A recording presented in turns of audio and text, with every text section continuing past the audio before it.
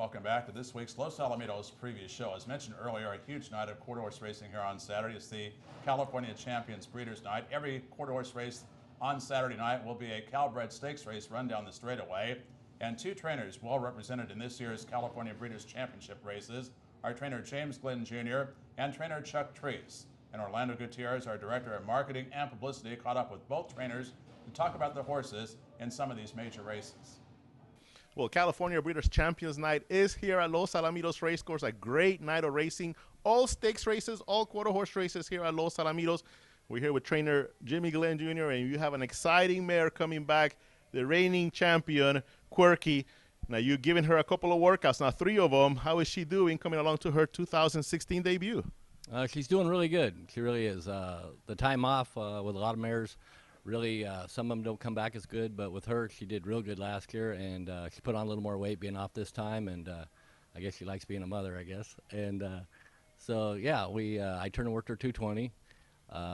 We galloped her and legged her up, of course, and then come back with a turn and work 350, and she worked pretty good, 17.8. And then worked her the other day out of the gate and she worked 17.7 and galloped out strong, so we're ready to go. Now, she spent some time in the breeding shed. Can you tell us a little bit about her exploits, the babies that she's going to be coming along, some of the things that we have to look for from the family of Quirky? Yeah, she has 2 walk through fire boys that are already on the ground, and so they were born this year. And she has an embryo by Favorite Cartel and walk through fire in the oven for this year. So, yeah, she's already a mother. And not only that, you also have a couple of horses going in the Governor's Cup Fatuity, both by Kitty Up, Seared, and Kitty Up Cowgirl. And what a race by Seared. Just a tremendous battle that he had in the trials. Tell us about this big boy. You call him the Gentle Giant. Tell us why. Yeah, he's a big, easy-going colt. You know, he just he came in. He's great, big, easy-minded, easy-going. I tell the story one day we were qualifying him, and we brought him out, and it was his second qualify, and the other horse we were going to go with was late, and all these horses were just rushing around, and our barn's right at the gap, and I looked over and noticed he's just standing there with a hind leg cocked and his head down, and the groom, and he's just like a pony horse standing there, and so it's hard to find that quality in these horses these days, but he's really easygoing and good-minded, and he's got a lot of class, so yeah.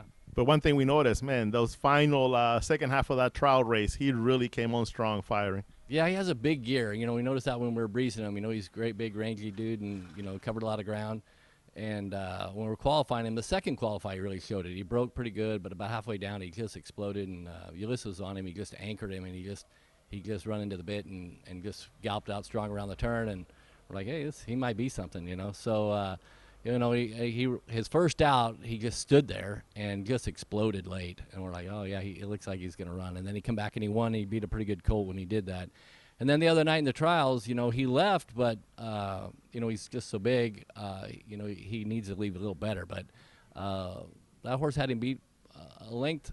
You also said a length pretty easy. And he really put in a big late run the last 50 yards and run by him. So, you get him going 400 yards and, on down the racetrack, he's, definitely more distance, he's going to like it.